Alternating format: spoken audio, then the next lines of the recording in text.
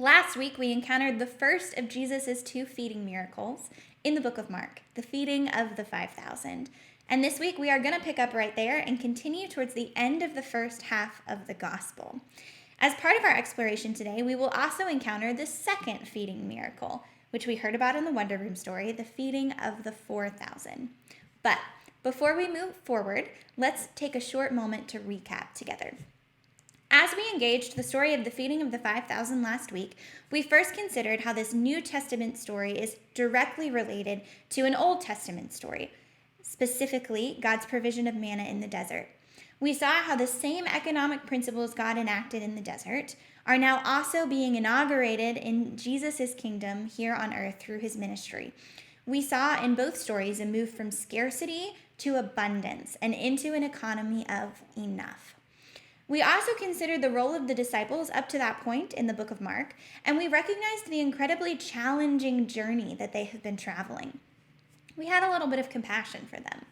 As we watched them approach the feeding of the 5,000, worn out and tired and needing time just to regroup and reflect, we entered into their confusion, recognized their limitations in the situation, and listened in as Jesus gave them the mind-boggling directive to feed 5,000 hungry people. We also saw Jesus' own patience and compassion for them as he gave them the baby step direction to figure out what resources they actually had and then go from there. When we stopped following Mark's narration of the story last week, Jesus had just demonstrated that the sharing of the resources available was able to provide enough for every hungry person present.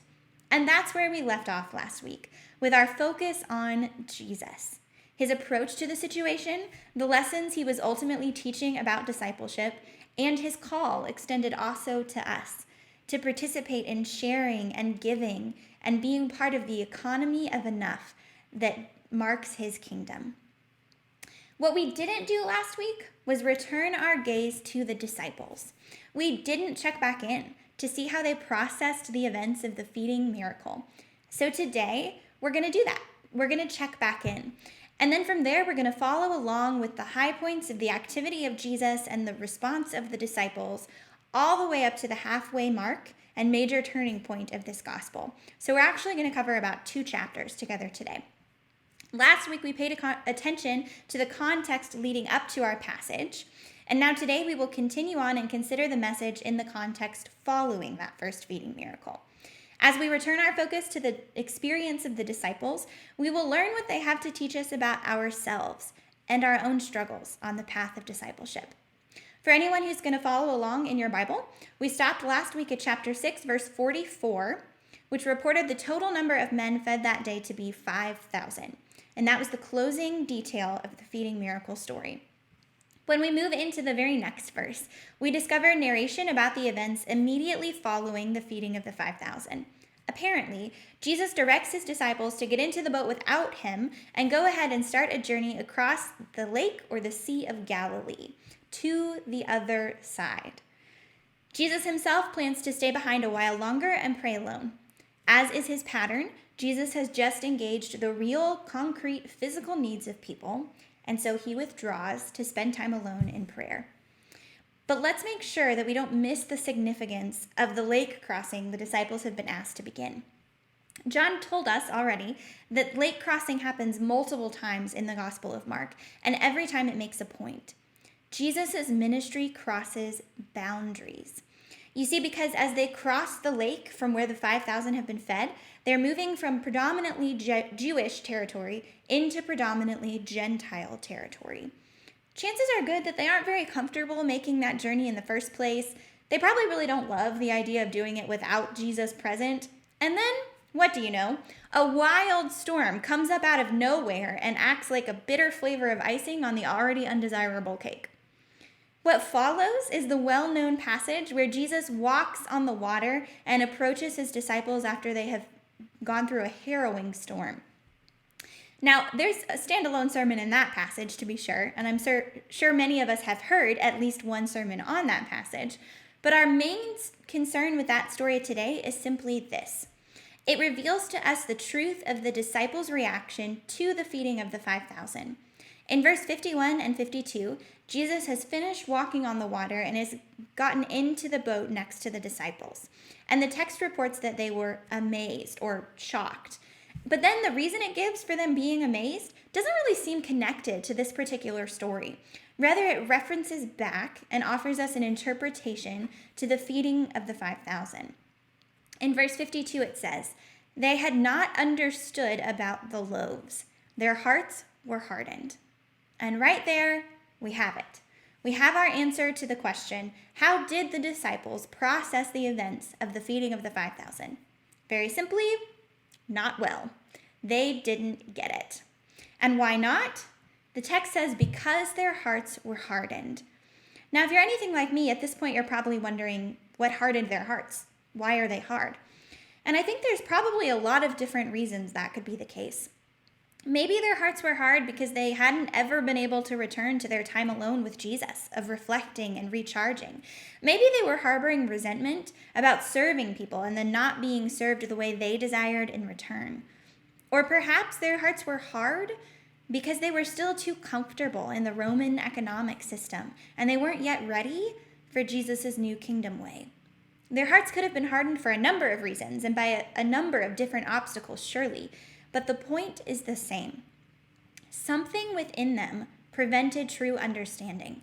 Something was still in the way, holding them back from all-in discipleship. They just did not understand this new way of Jesus. And yet, in the fast-paced narrative of Mark, in no time at all, they get a second chance. A chapter and a half later, after plenty more action, a run-in with some Pharisees who want to pick a fight about purity laws, and then 2 different healing miracles, all of which happens in Gentile territory. Finally, feeding miracle number 2 hits the stage. If we compare and contrast these 2 feeding miracle stories, we'll find one major difference and a whole lot of similarities. By the way, comparing and contrasting is another Bible study tool. In addition to paying attention to the various levels and kinds of contexts to a passage, we can also discover the deepest meaning of a passage when we compare and contrast it alongside other elements from the same book of Scripture or even the whole scriptural narrative. For our purposes today, the most important contrast in these 2 stories is their location and therefore their target population. These 2 stories happen on opposite sides of the lake or Sea of Galilee. The first is in Jewish territory, where a Jewish crowd is fed. But the second is in primarily Gentile territory, and Jesus feeds the Gentile masses. A very similar miracle occurs in 2 very different locations with opposite groups of people. Now, the location is not the only indication of this particular difference. Mark often uses symbols to communicate his theological lessons, and these feeding stories are no exception. Here, Mark uses symbolism through numbers, as many of you have already caught on, to underscore and further emphasize the contrast between the groups of people. So throughout Jewish tradition, numbers have been given a primary place in interpretation. They mean something in Jewish tradition, and certain numbers have been associated with specific entities. 12, for instance, is a number with Jewish associations, and it's considered a number of completion. Certainly, the 12 tribes of Israel are a central and controlling reason for that fact. If you'll remember back, there are 12 baskets of leftovers at the first feeding miracle, which was the feeding of the 5,000. According to Jewish tradition, 5 is also a number with Jewish associations. So these symbols from the first story are Mark's way of emphasizing the Jewishness of the crowd that was fed that day. Likewise, in the numerical symbols of this second feeding miracle, Mark redoubles his communication about the contrasting reality. Unlike 5, 4 is a number with Gentile associations. Therefore, we move from the feeding of the 5,000 to the feeding of the 4,000. In the same way, 7 is a number with Gentile associations. So there are 7 baskets of leftovers instead of 12, like in the first story. By telling us that a lake crossing has occurred between these 2 miracles and then developing contrast through numerical symbols, Mark highlights the main theme he wants readers to pull from these 2 feeding miracle stories.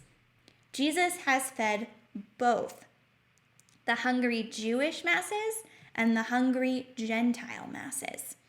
And now that the Gentile masses have received the same invitation into Jesus' kingdom way and economy of enough, Myers tells us what is really happening on a theological level in these stories. He says Jesus has opened the way to inclusive table fellowship.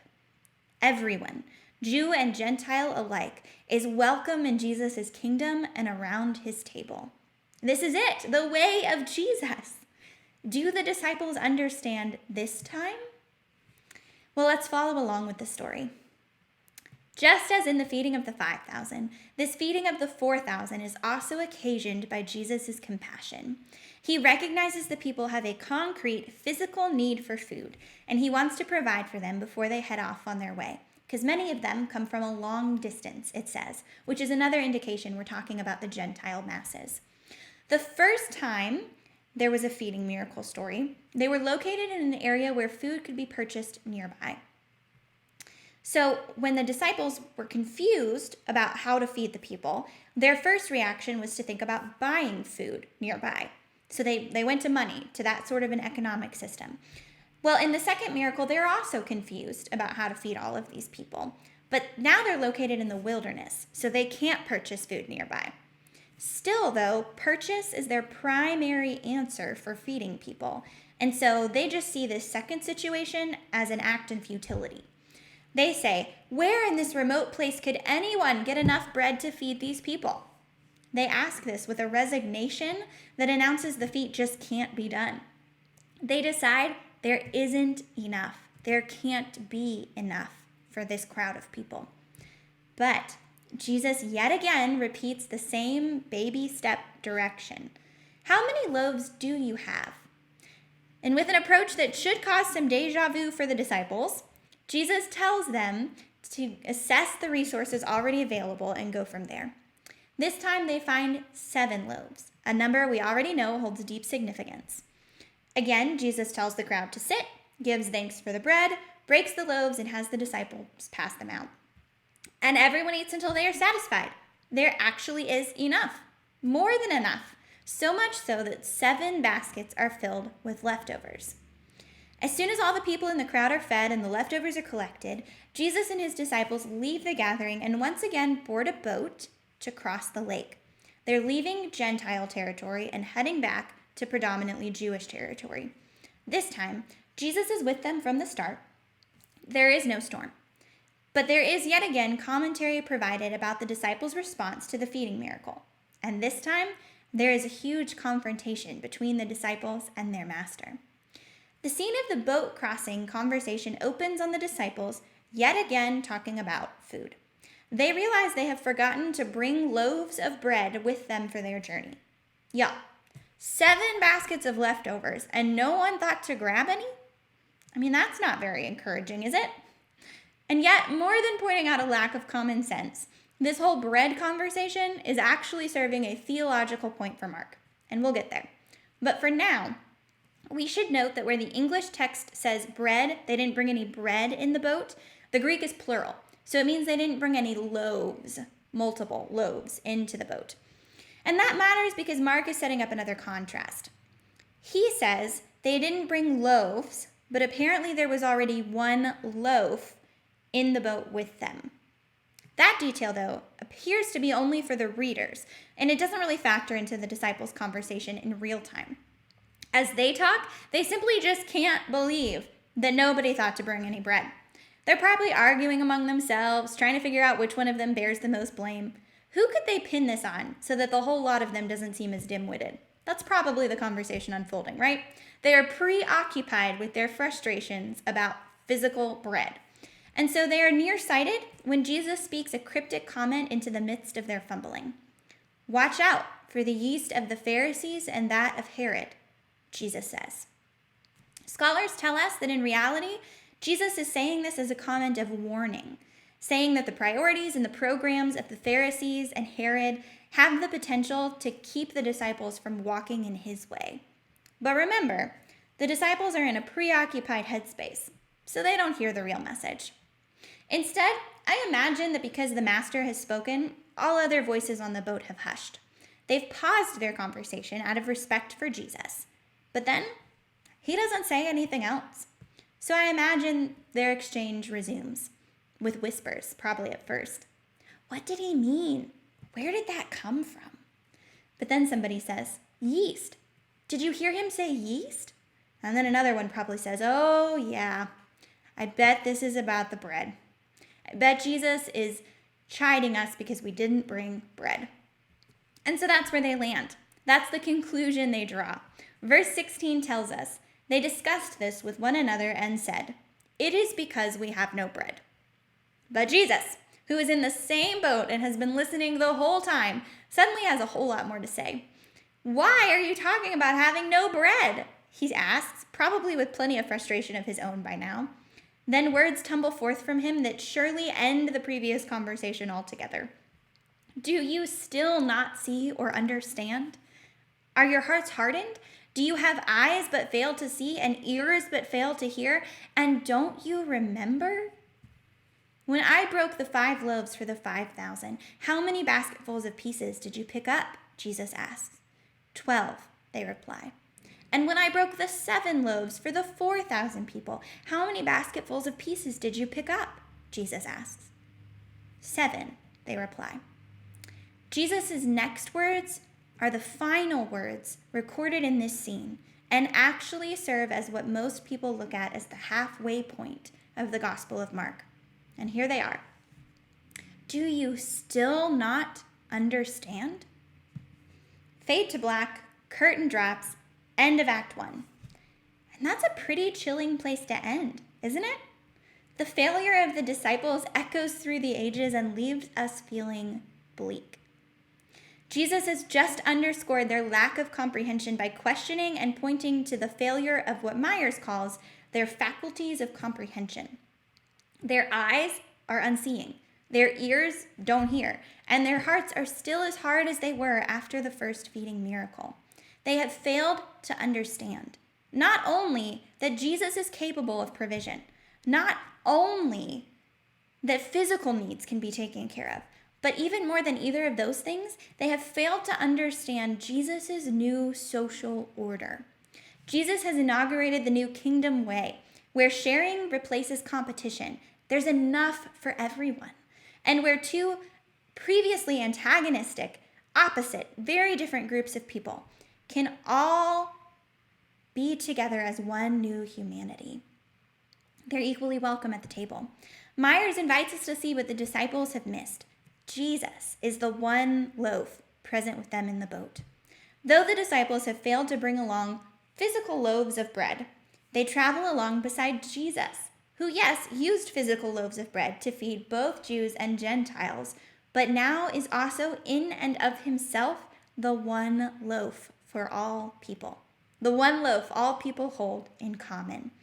These feeding miracles and that one loaf comment ultimately points us forward toward the Eucharist, where we all break the one loaf of Jesus' body together. But even before that, these episodes point forward first to the second half of the gospel, where Jesus and his disciples begin walking the way of Jerusalem towards the cross. At the cross, Jesus very literally allows himself to be served up and broken for all people. His body becomes the one loaf. He is the ultimate provision, the one loaf around which the diverse, separate, previously antagonistic people can become one new humanity. This is the social program of Jesus. This is the kingdom vision the disciples still don't understand.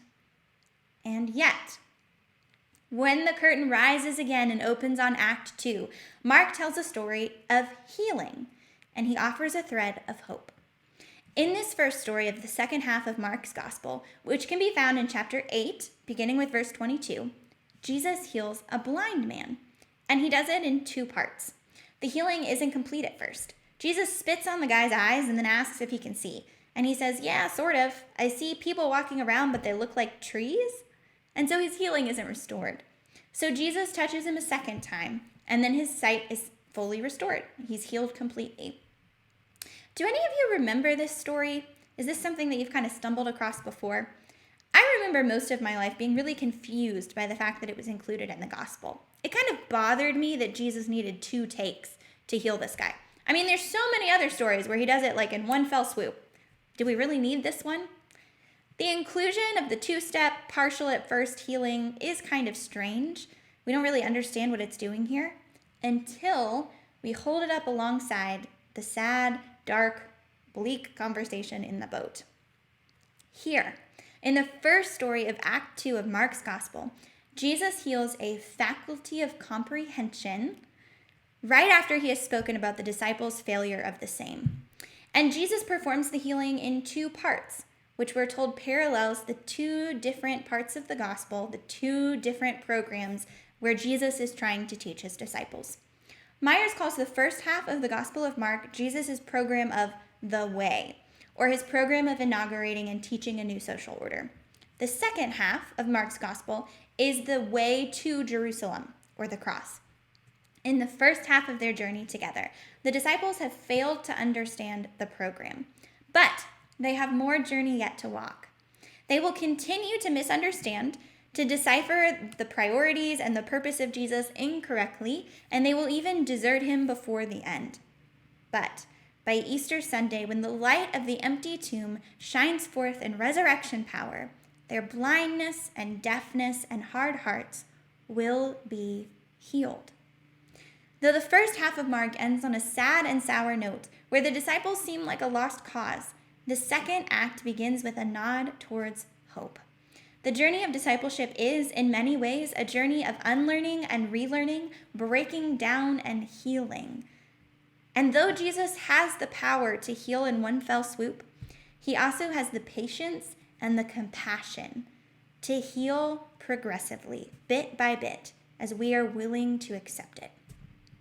He offers grace. He walks with his disciples in their lack of understanding and allows them to grow into their healing in fits and starts. The road ahead of them in the second half of the gospel will come with great cost. Even when they finally understand what Jesus has been trying to do, they will continue to pay a great cost because the journey of discipleship requires deep commitment, but it does not unfold without deep, deep wells of grace. Friends, despite all of the disciples' hard hearts and short memories, arguing, fumbling, and repetitive faux pas, there is hope for them.